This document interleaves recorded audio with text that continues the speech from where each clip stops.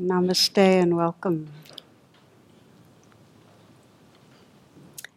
In this class and the next, we're going to be exploring the basic elements in a meditation practice, the elements that really make meditation something that can transform our hearts and our consciousness.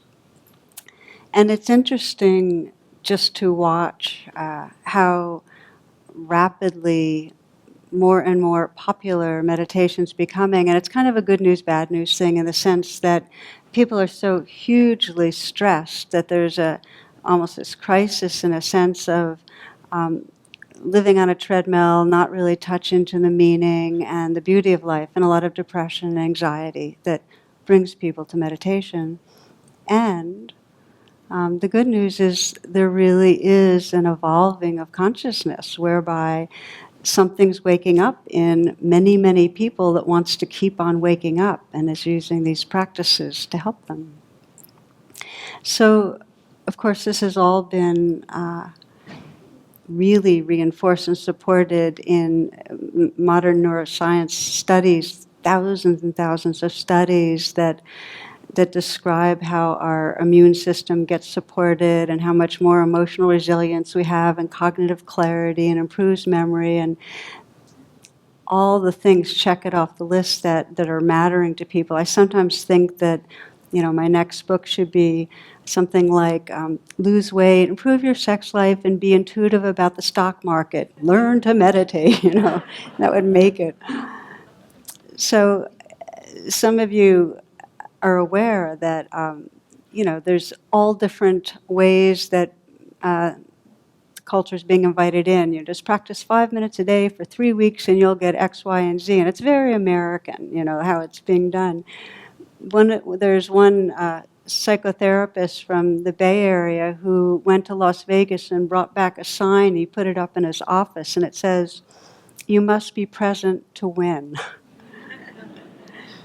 So, in a deep way, the training of our hearts and minds validates what mystics from all faiths, from all continents have been saying over the eons, which is when we slow down and we start listening to the life that's right here, we get access to a very deep and natural intelligence and a quality of open-heartedness that leads to being happy and really leads to inner freedom. And I think in a deep way, that's really what draws us. So the challenge, as we know, that both makes us need meditation and makes it really hard to meditate, is that we're quite hooked on speeding away from the present moment. I mean, just think of our culture. It is so fast-paced and busy that it's very rare to arrive and just luxuriate in what's right here now. We're usually on our way somewhere else.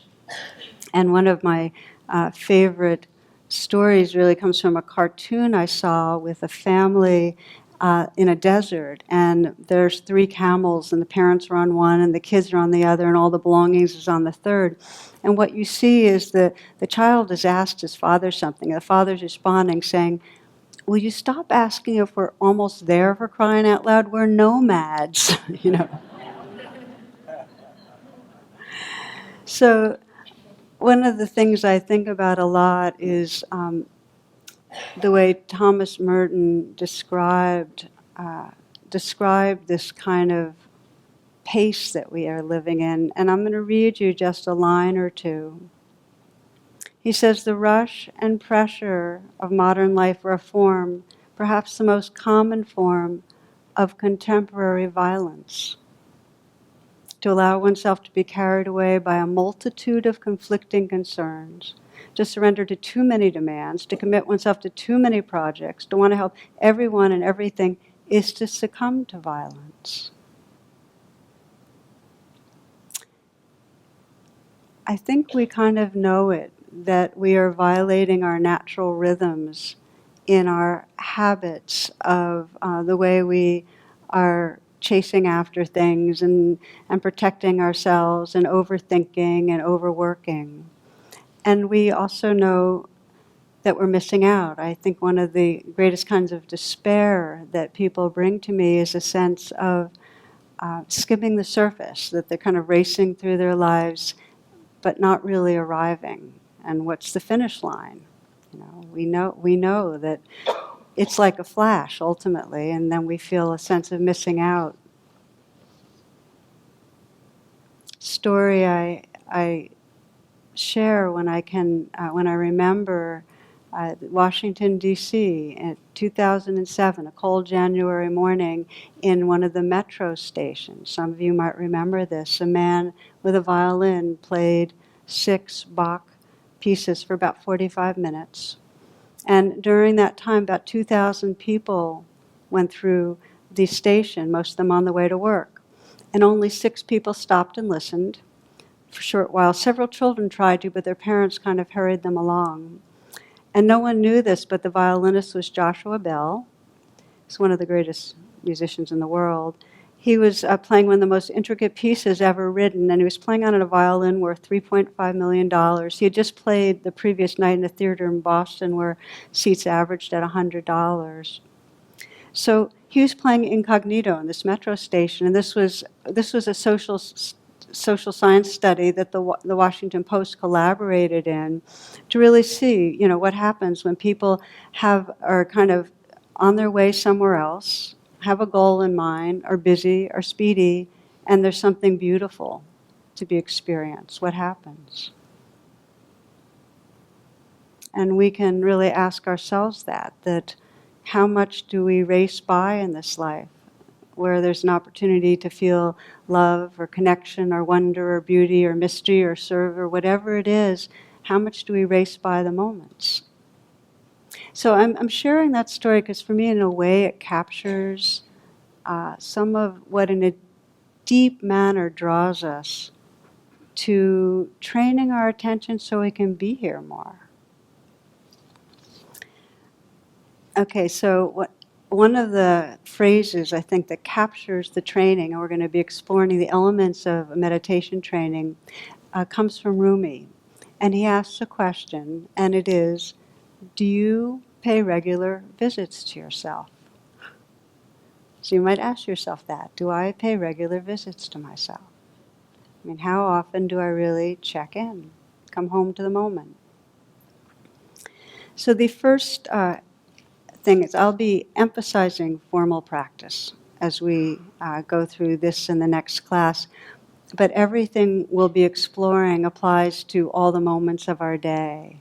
In fact, if our practice is just aimed at sitting on a cushion for whatever minutes during the day, it becomes a little compartment, and there's no real integration to touch our lives.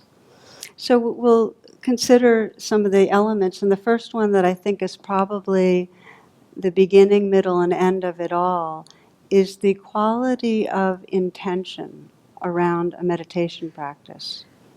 And I'm going to ask you to, because many of you listening, I know, are already practicing, to sense, well, what's my attitude towards practice? How do I approach it? And it's kind of interesting if you think of, do I make regular visits to myself? What is the energy behind making those visits? Are we doing it because we should? Are we doing it because in some way we feel to be a good person, or it's part of our self-improvement project? It's kind of interesting to consider. My sense is for most of us it's layered, and that we have a layer of should because we carry, in this culture, most of us, a sense of expectation about what kind of person we should be. So that's kind of in there, marbled in. And then there's a much deeper level where we get really sincere, where we can feel our hearts touched, where we know on some level, if we were at the end of our lives looking back, that it would matter that we could have the quality of presence that let us feel a sense of love, our wonder, our creativity, our full aliveness. We know that matters. So it's interesting to start examining, because if we can catch that sense of should when we sit down to practice, then we can start dropping under it. So let me ask you this, just to kind of check in with those of you that are here. How many of you feel that you don't meditate regularly enough? This is honest time. For those listening to the podcast, that's about 90%. How many of you feel that your meditations generally aren't as good as you wish they would be? 50, 60%. Okay. Um, how many of you feel that you're really accepting and appreciating your practice just as it is these days? There's a smattering. And we go through seasons. Sometimes we're in the season where we've really dropped our judgment. But I'm spending time on this because over the decades in teaching, I found that those that have their practice surrounded by judgment, sometimes they keep going, but it's very plateaued. But often they end up giving up. So it either gets into a routine or people give up if there's a lot of judgment. Why? It doesn't feel good to feel like we're not doing something well. It just doesn't feel good.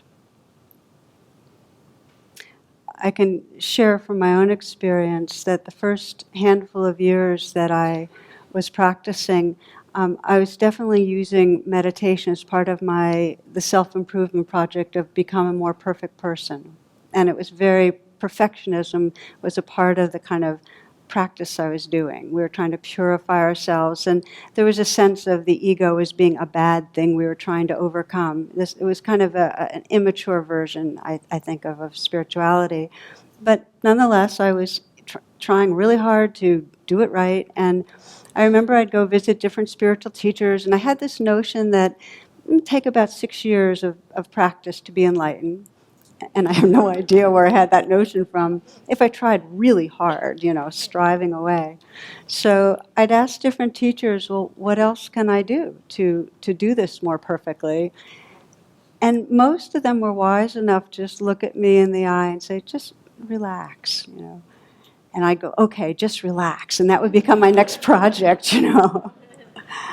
So what I really learned from that was that if my idea is to keep on having it be better, there's going to always be a sense of a flawed self. I'll never get there because there's always a standard that we can't meet. And I'd be completely in that prison of, unworthiness. It's not good motivation for practice. This is Thich Nhat Hanh. He visited a San Francisco Zen center some years ago, and they asked him that question, how do we improve? Here's his response. You guys get up too early for one thing. You should get up a little later, and your practice is too grim. I have just 2 instructions for you this week. One is to breathe, and one is to smile. So you get the sense, the attitude.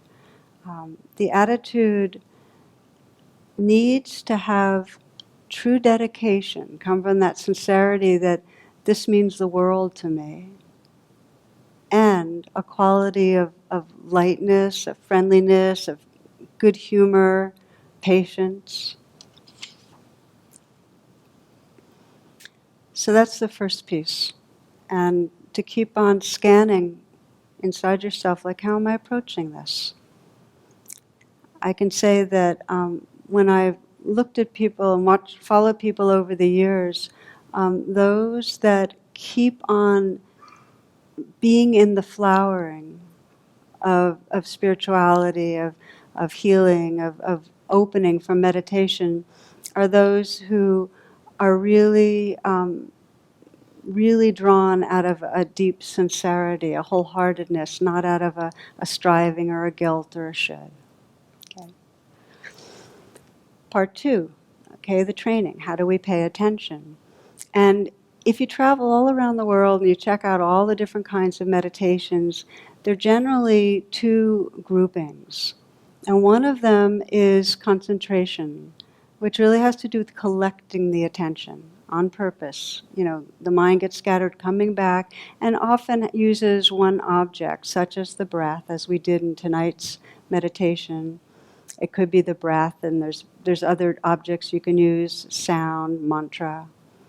But the purpose is to quiet and collect the mind. So that's one domain of practice. And the other one you might consider as mindfulness or insight, where rather than collecting the attention and focusing on a single object, you're opening the mind in a very conscious, present way to notice what's happening moment to moment. So it's not controlling, it's wide open with an intention of clear recognition. What's happening without any judgment.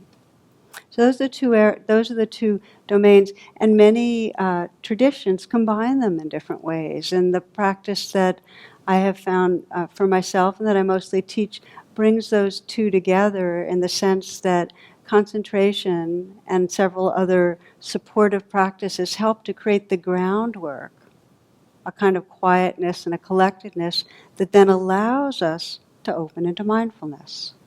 So that's the way we'll be exploring it in these two classes, that we'll spend the rest of the evening, or the rest of this class, talking about how do we collect our attention in a way that allows us to be here enough to notice what's going on.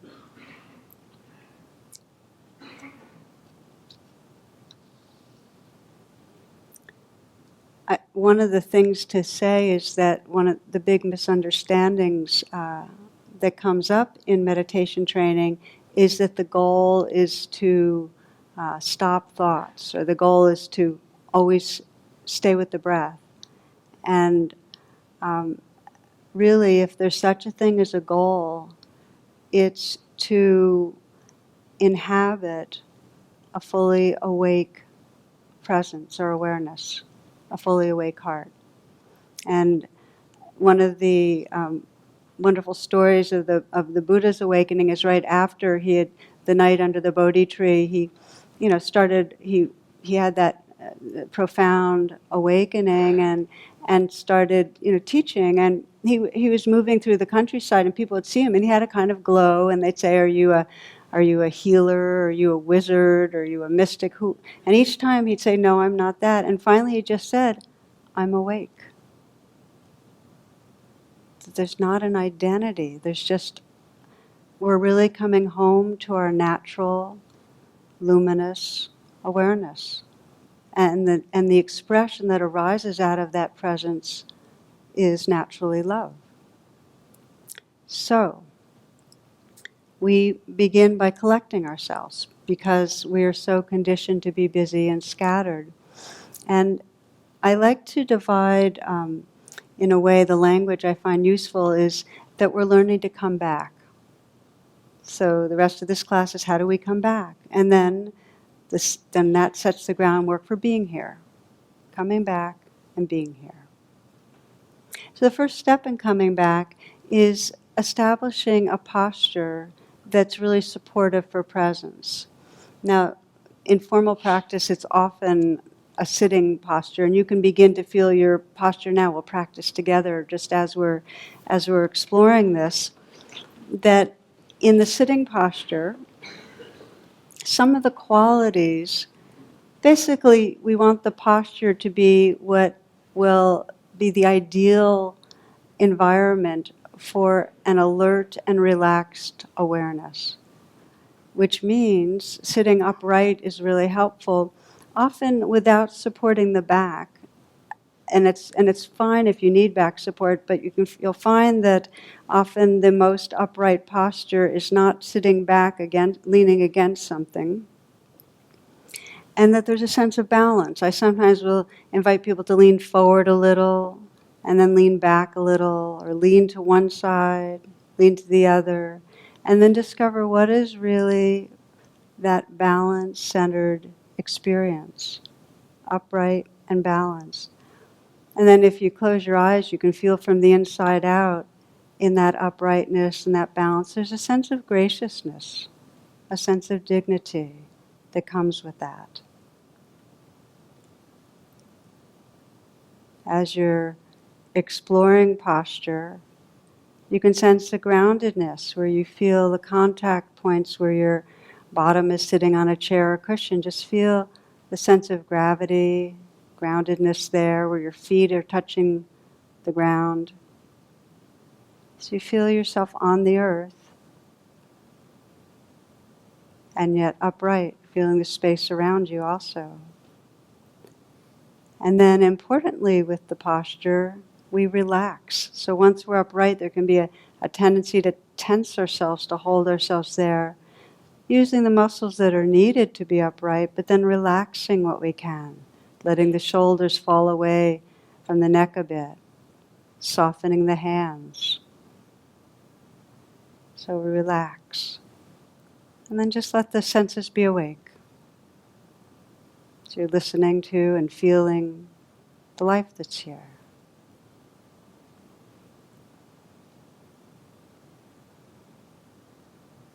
This is part one in the supports for mindfulness, that we establish a posture that works for us. And although we're sitting together right now, it's important to know that any posture, you can meditate in any posture, and that many people like doing standing meditation. I do that often.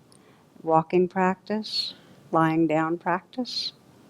There can be some challenges with lying down practice, such as the inclination to fall asleep, but hey, it's something we can do. Okay, so once we've established the posture, then in collecting the mind, we choose an anchor. And an anchor can also be considered as a home base.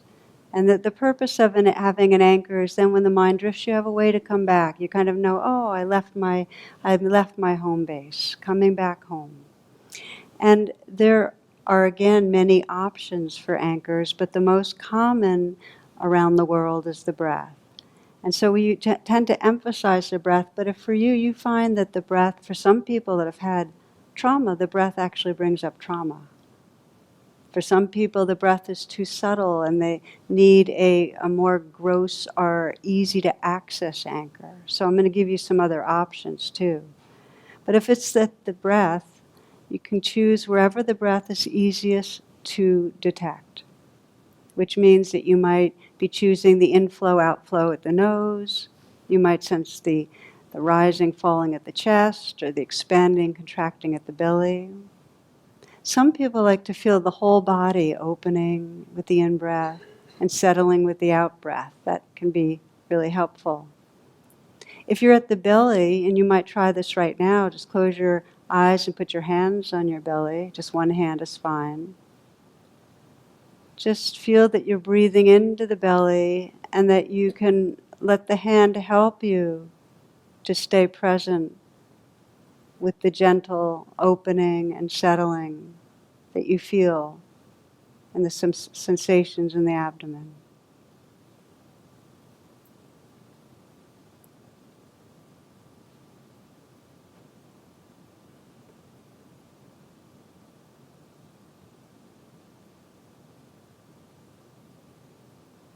Now, as I mentioned, for some people, the breath isn't the best anchor, or else some people like to combine the breath with feeling some sensations in their hands as a way to really make it a little more grounded. So you can experiment with that if that's helpful. For some, listening to sound is easier. It's fine to experiment, but what I'd suggest is that once you have decided on your anchor, to stay, because like any other practice, it'll deepen, and if you keep skipping around, it's like planting seeds and having something grow, then uprooting it and trying to plant it somewhere else. It won't really establish deep roots. So pick an anchor and then trust that you can collect your attention around whatever you choose.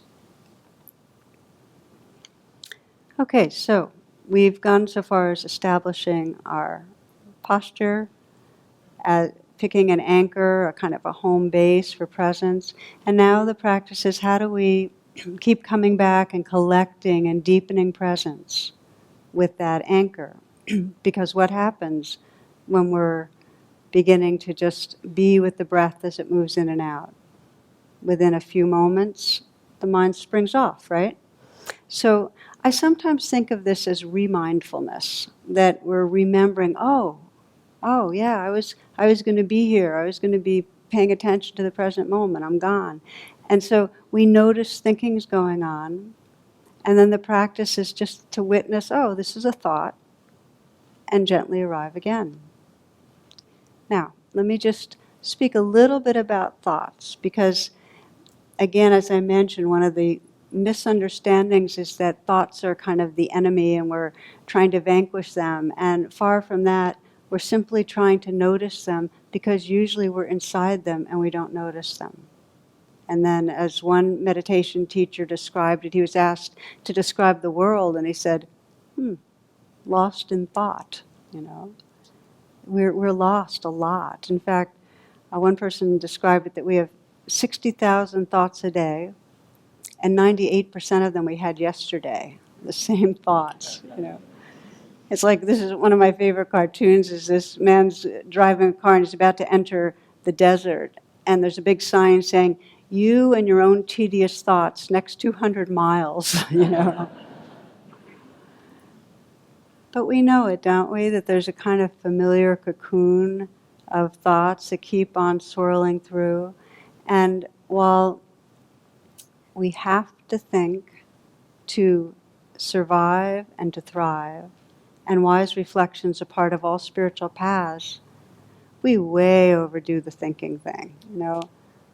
And I sometimes think of, if anybody was whispering into my ear the garble that goes on in my own head, you know, I wouldn't put up with it for a moment.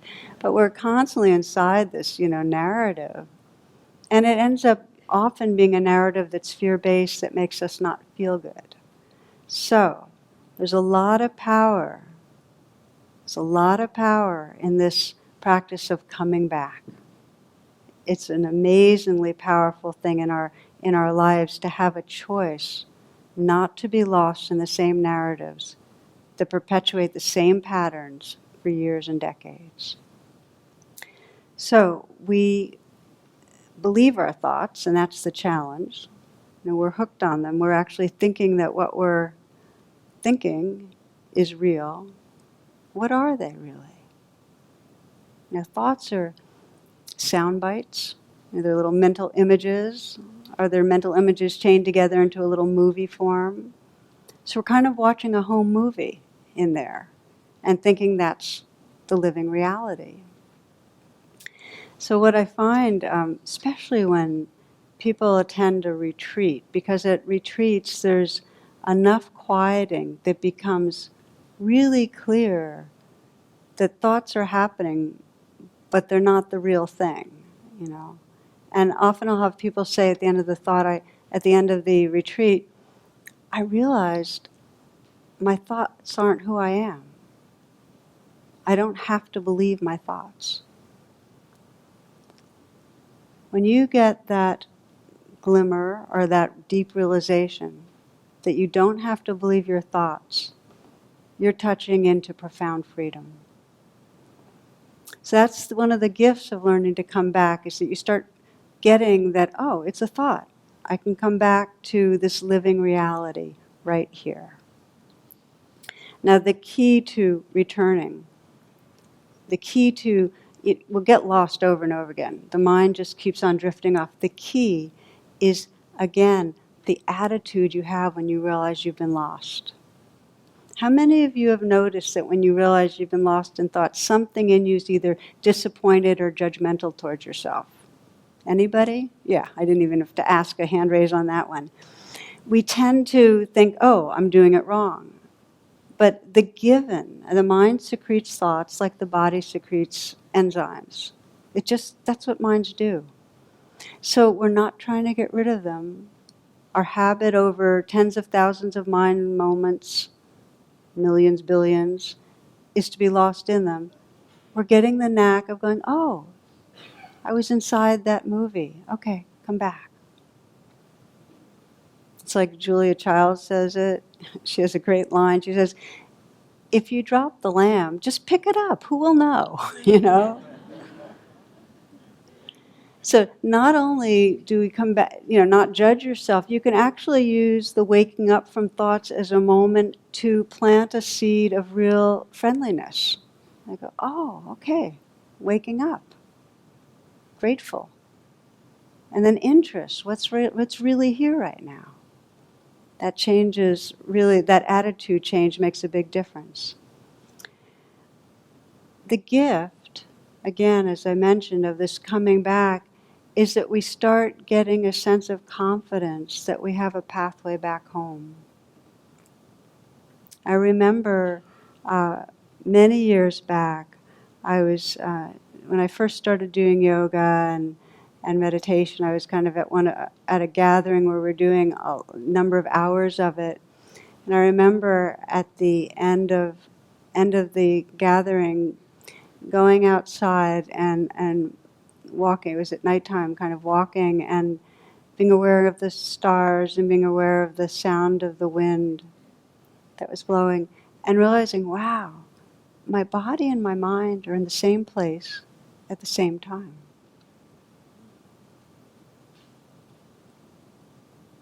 That's a gift. It's not so common, and it's possible. So let's practice a little bit of this coming back. Let's give it a little bit of time, see how we do.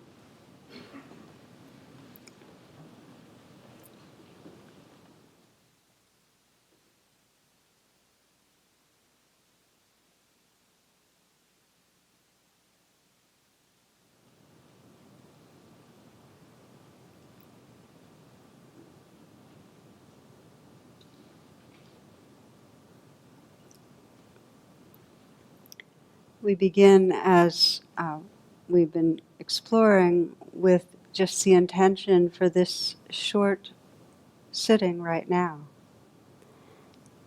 So take a moment as if it's for the very first time, sensing into what your deepest intention is right now, letting these moments matter as much as any moments in your whole life.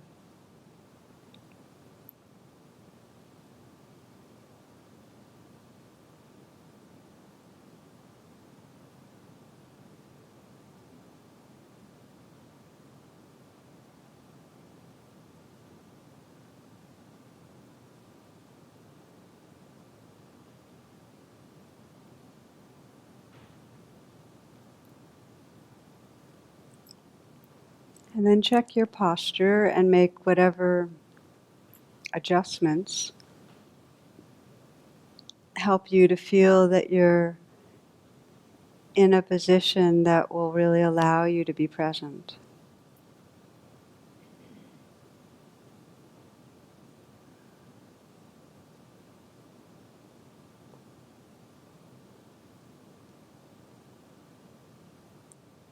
And part of establishing that posture is giving yourself the gift of relaxing.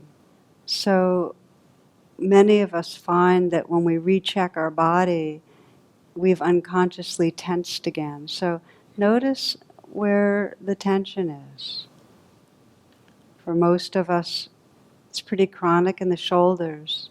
So if you can soften and let the shoulders relax back and down some, that can be helpful.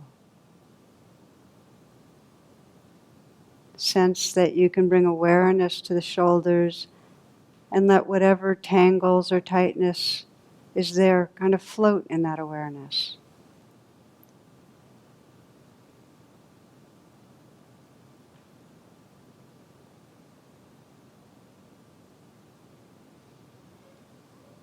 Notice where else you can relax the body, including softening the hands.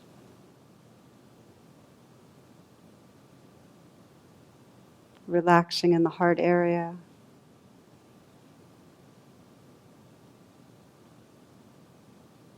Softening the belly.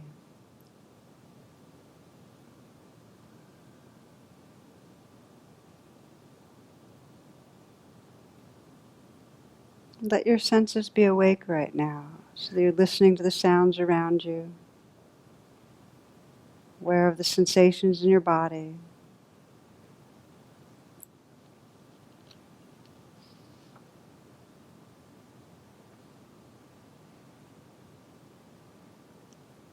And then discovering or identifying, really, the anchor that you'd like to rest your attention in.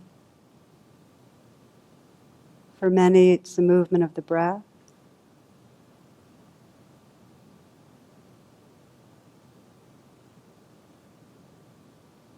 bringing the full awareness to wherever the sensations are most easy to detect. We generally choose an anchor where it feels pleasant or at least neutral, the sensations.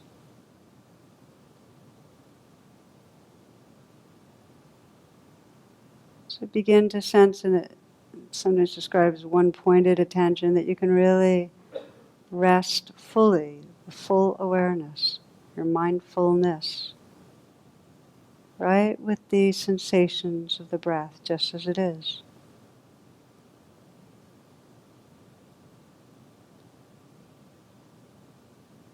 And for some of you, it may be that your anchor is the breath, but also feeling sensations in the hands as a kind of further way to stabilize your attention. Some of you may be listening to sound. Whatever it is, offering a full and intimate attention.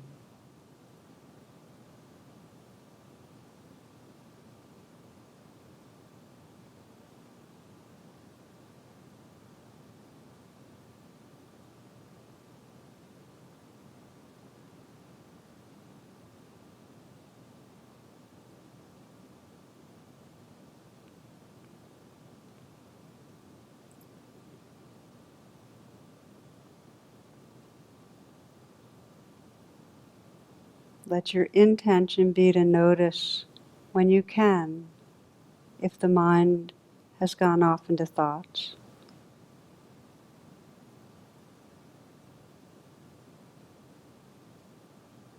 And when you do notice, to pause and open the attention, just sensing what's right here.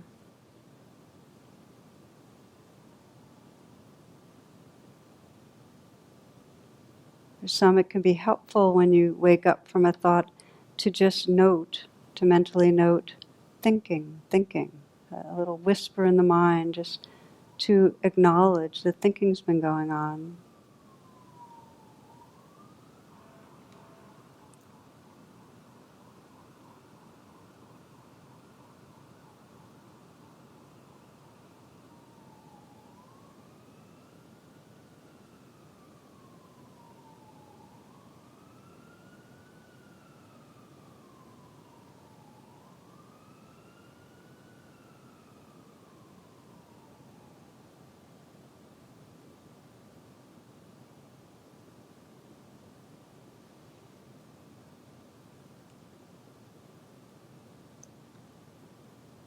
Sometimes when you wake up from thoughts, you can notice the kind of thought, worrying, fantasizing, planning, and then relax open. Let your senses be awake.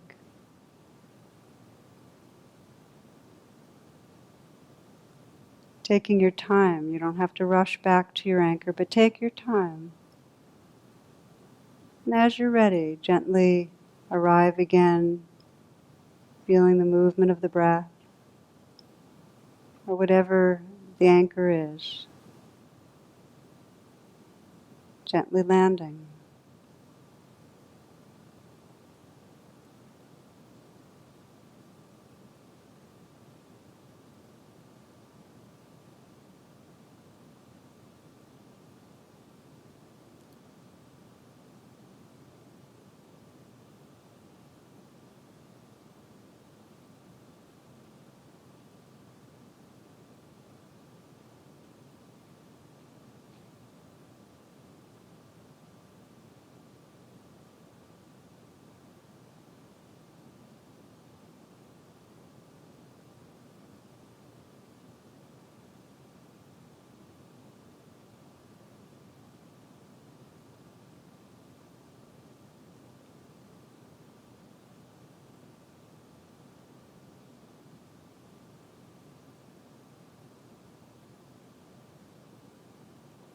As you're resting in the breath, for some people they find they're actually controlling the breath. There's a sense of tension around the breath, and if that's the case, then try relaxing a little more and bringing a receptivity. It's almost as if you're listening to the breath, letting it be just as it is.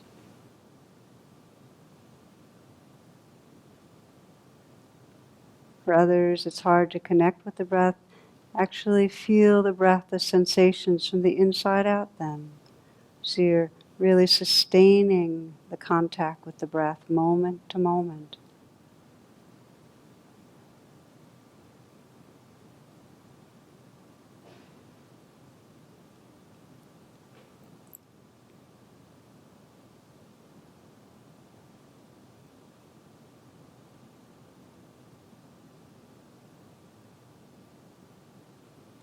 It helps to notice and know when the breath is coming in and know when the breath is going out.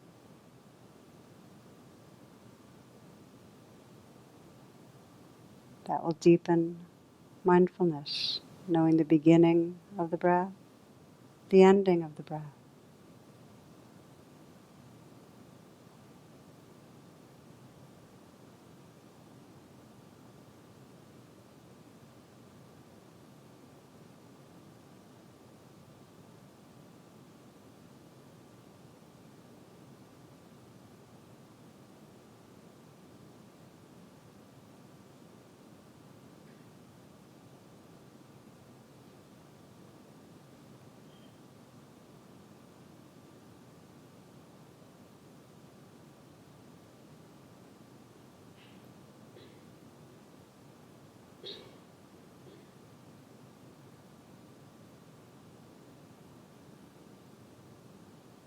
Feeling the breath with the whole body's awareness.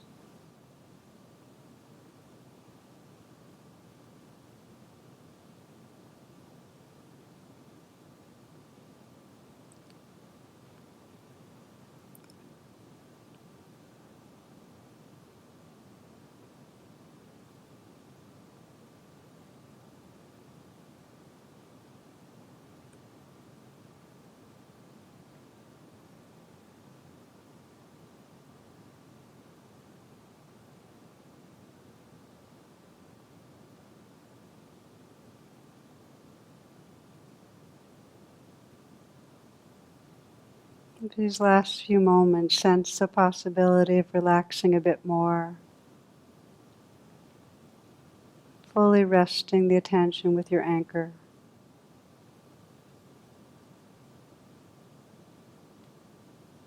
Fully here.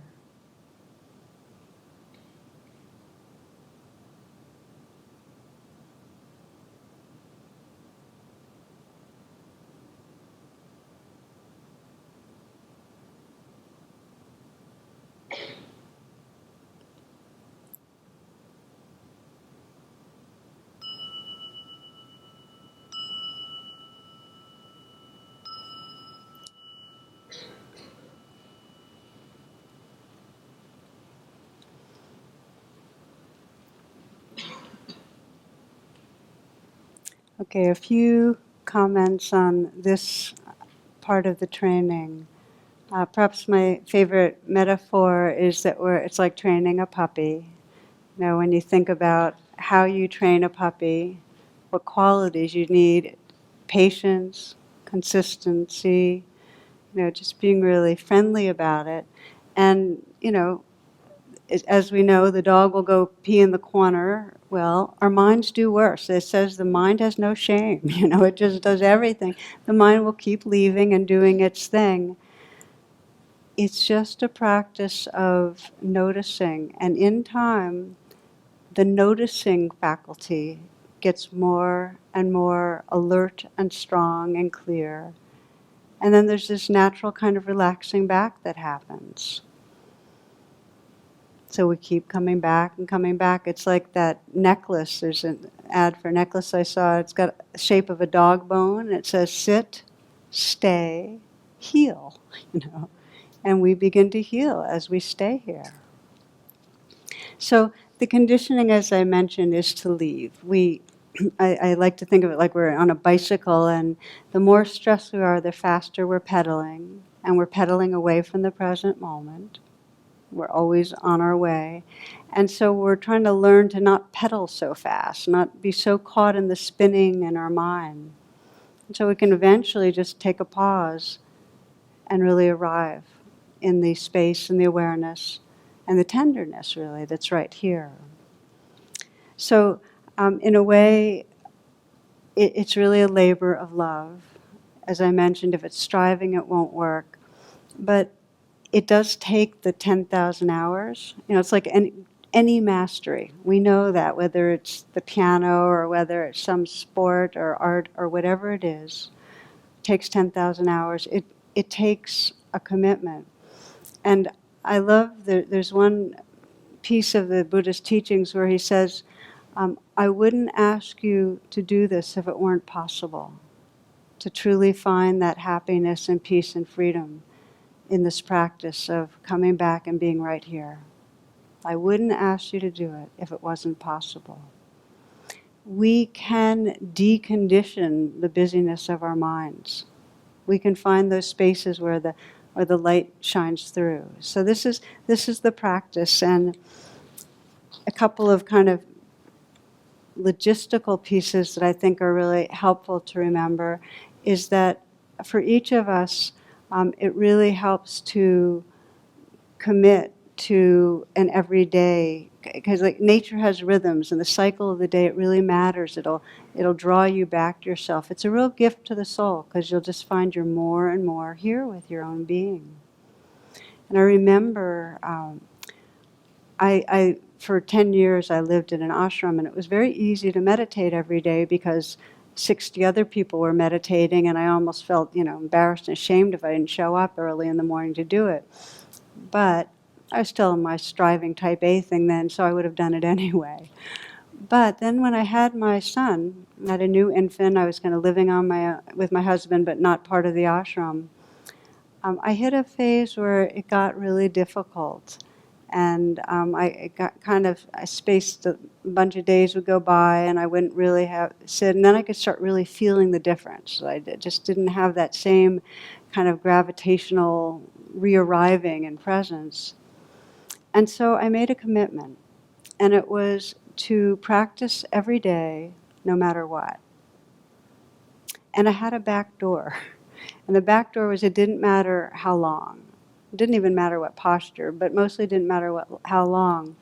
Which meant that there were times that I would get to the end of the day and I would sit on my zafu, on my cushion, and I'd close my eyes and I'd take a few full breaths and establish my posture and just notice what it was like, and I would offer love to myself and the universe, and that would be it. I'd go to sleep in like 3 minutes, But really it was more of a trick, because once I find I start to settle, something in me starts falling in love with being back, coming home again, and I stay longer.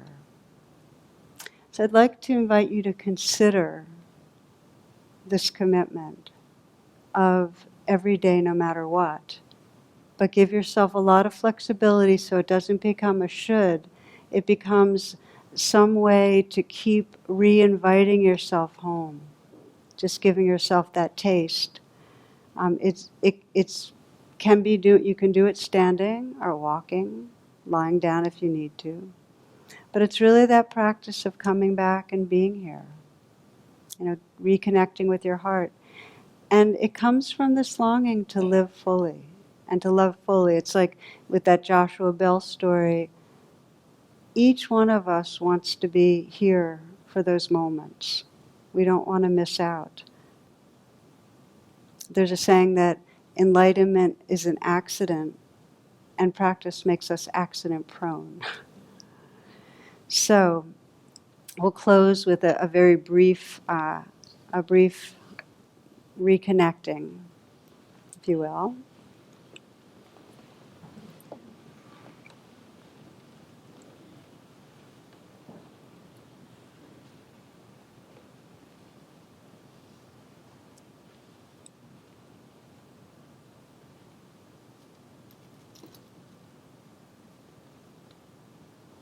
We've been exploring in this class beginning to train these hearts and minds to get more collected, to quiet, to arrive.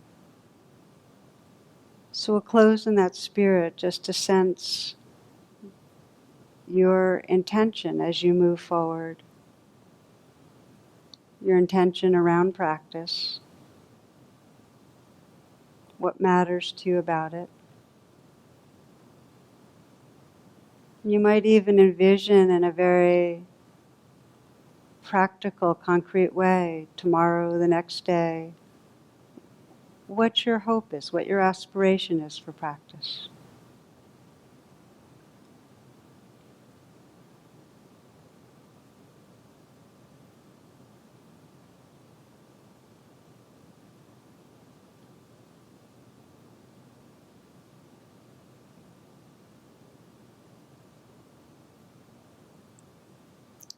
And then bring yourself right here.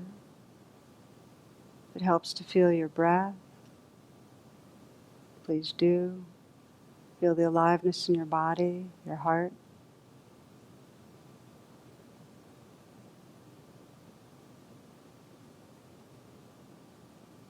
Notice what happens if you bring a very genuine friendliness or kindness to your experience right here and now.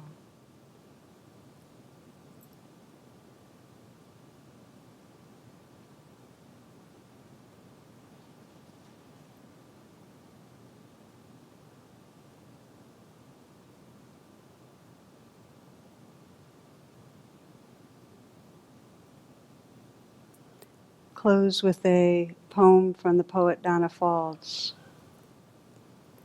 It only takes a reminder to breathe, a moment to be still, and just like that, something in us settles, softens, makes room, makes space for imperfection.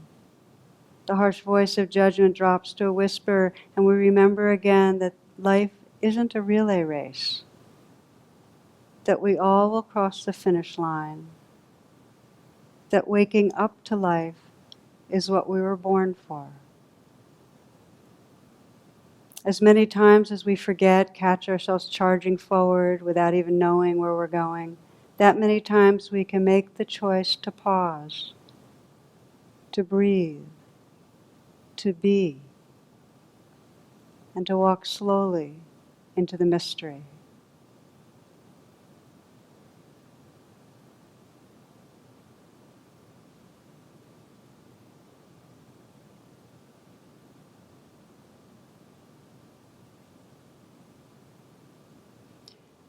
So thank you and namaste.